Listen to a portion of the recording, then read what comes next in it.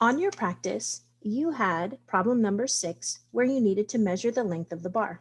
Let's double check our work. First, we count the holes. 1, 2, 3. The bar ends between 3 and 4, so our whole inch measurement is 3 whole inches. Next, we need to find the nearest quarter inch. If we look back on our VA, our thinking question tells us, where is the half? This mark is halfway between 3 and 4, so here is our half.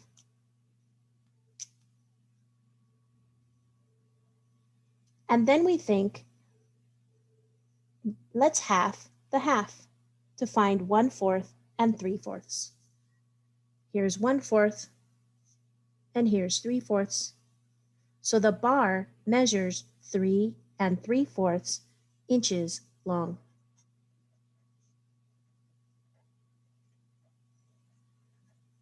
Even though you had a ruler on your screen, if you had it on paper, you could practice marking the ruler just like we did here. Our open-ended question asked, how did you find the measurement from number 6? And we just explained it, but let's review our thinking. Remember, the bar ends between 3.5 and 4 inches.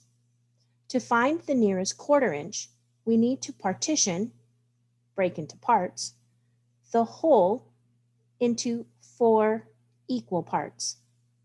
Find the half, then half each half to find the 1/4, the 3/4. The bar is 3/4 inches long.